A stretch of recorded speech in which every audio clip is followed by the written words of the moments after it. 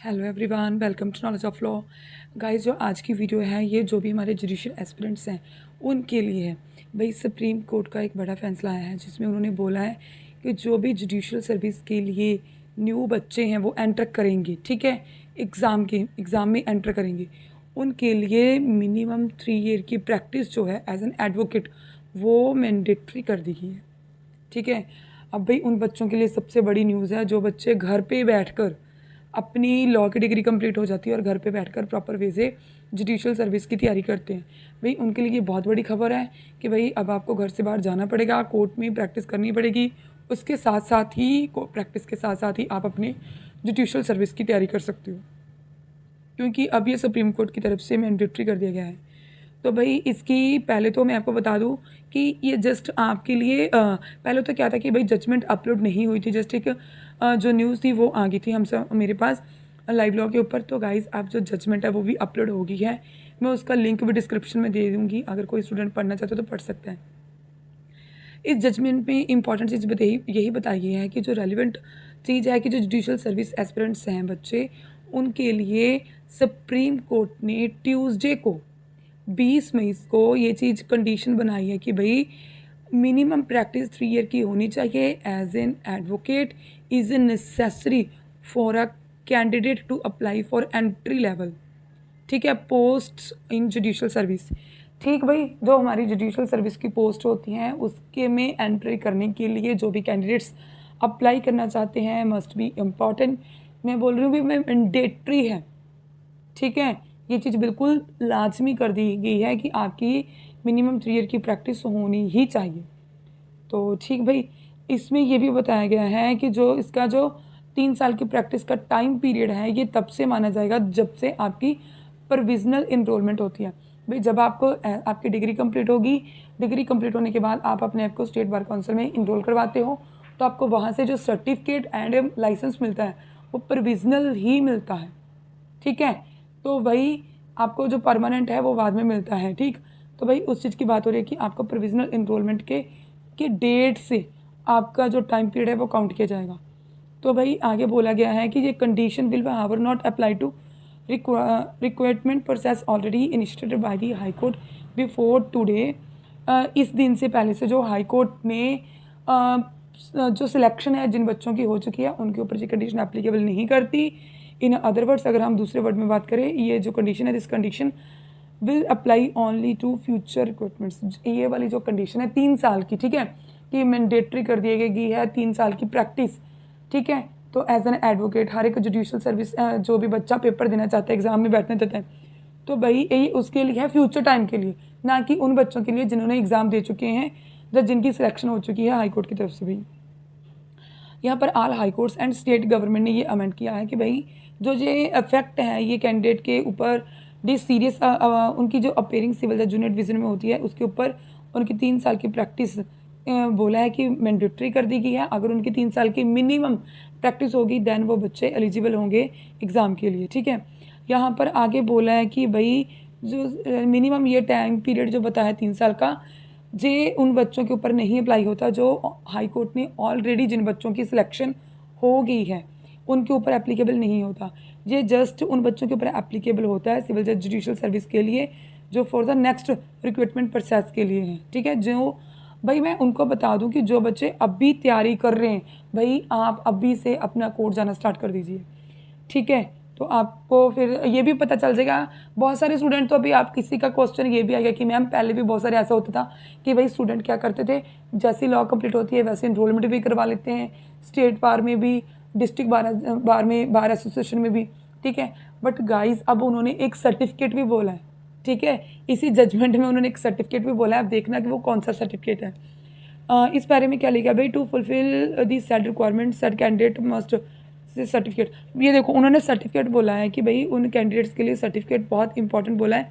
कौन देगा सर्टिफिकेट, या तो उन्होंने बोला ईदर बाई किसी एक से सर्टिफिकेट ले सकते हैं जो भी प्रैक्टिस कर रहे हैं बच्चे, और जिन्होंने अपना जुडिशियल एग्जाम देना है वो बच्चे अपना सर्टिफिकेट इशू करवा सकते हैं। किससे, एक तो प्रिंसिपल जुडिशियल ऑफिसर से ऑफ दैट कोर्ट, डिस्ट्रिक्ट के जो भी कोर्ट होंगे वहाँ से प्रिंसिपल जुडिशियल ऑफिसर से, या फिर एन एडवोकेट जिनका having minimum standing time period कितना होना चाहिए 10 ईयर का, ठीक है, बाय द प्रिंसिपल ऑफिसर, जो अभी डिस्ट्रिक्ट की ही बात हो रही है, या फिर क्या बोला, प्रिंसिपल जुडिशियल ऑफिसर उस स्टेशन के, उस डिस्ट्रिक्ट के स्टेशन के जो भी ऑफिसर होंगे, जुडिशियल ऑफिसर, जो भी ऑफिसर मीन्स जुडिशियल ऑफिसर होंगे, उनसे आप अपना सर्टिफिकेट इशू करवा सकते हो, जिनको एज ए जुडिशियल सर्विस सेवा करते करते 10 साल हो गए हों।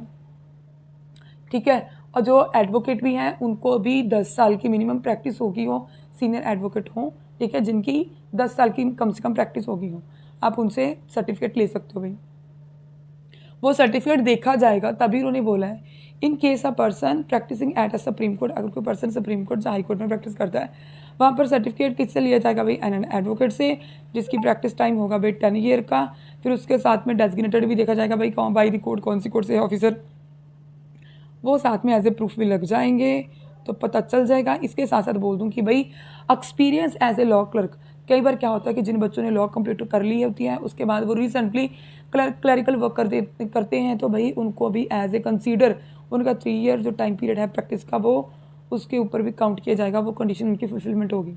तो इससे क्या माना गया है कि भाई एक्सपीरियंस जो है कैंडिडेट का which they have gained working as a law clerk with any, किसी भी जज के साथ या फिर judicial officer of the country, ठीक है, जहाँ फिर वो कंट्री के जुडिशियल ऑफिसर के साथ हों, जहाँ किसी भी जज के साथ हो क्लरिकल वर्क के लिए, will be calculating total number of year practising the court observe. उस चीज़ को भी आप क्या बोल सकते हो कि भाई इसका क्लरिकल वर्क हुआ है, तो इसका एज ए प्रैक्टिसिंग इसकी 3 साल की पूरी होगी भाई। क्योंकि एक बात बता दूं, आपकी प्रैक्टिस मस्ट भी इंपॉर्टेंट है। उसमें क्या होता है कि बहुत सारी चीज़ें जब आप न्यूली जज बनकर जाते हो तो नहीं पता चलता, जो फ्रेश लॉ एडवोकेट्स जाते हैं।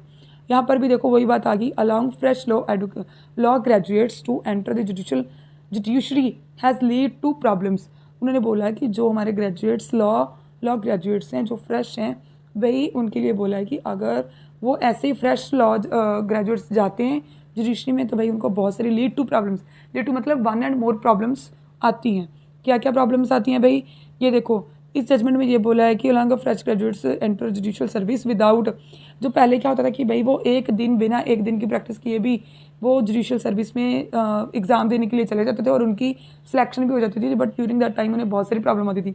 20 साल पहले की अगर बात करें, उस टाइम में क्या होता था कि फ्रेश लॉ ग्रेजुएट्स को ही अपॉइंट किया जाता था as a judicial officer without any, उन्होंने चाहे सिंगल डे भी प्रैक्टिस की है चाहे नहीं की है, बट उस टाइम वो एक सक्सेसफुल एक्सपीरियंस नहीं होता था। इसे क्या माना गया है कि such fresh law graduates lead to many problems. बहुत सारे बच्चों को भाई जब वो जज बन जाते हैं, उन्हें रिमांड पेपर भी नहीं पता होता, कैसे बनने हैं, कैसे बनाने हैं, क्या होता है क्या नहीं होता है, उन्हें प्रैक्टिकल वर्क का नहीं पता होता। बुक्स की नॉलेज होती है बट उन्हें प्रैक्टिकल काम का नहीं पता होता।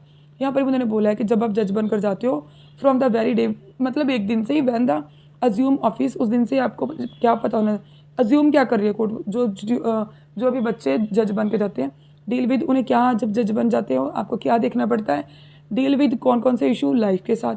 जब भी कोई भी मैटर आता है तो जज को भाई एक बंदे की लाइफ उसके पास चल जाती है, उसे कोई भी इम्प्रिजनमेंट देनी पड़ सकती है, कुछ भी इशू ऑफ लाइफ की आ गई, लिबर्टी आ गई, प्रॉपर्टी के रिगार्डिंग आ गए, व फिर रेपुटेशन ऑफ लिटिगेंट्स आ गए, तो फिर ये चीज़ें बहुत ज़रूरी होती हैं भाई, ठीक है।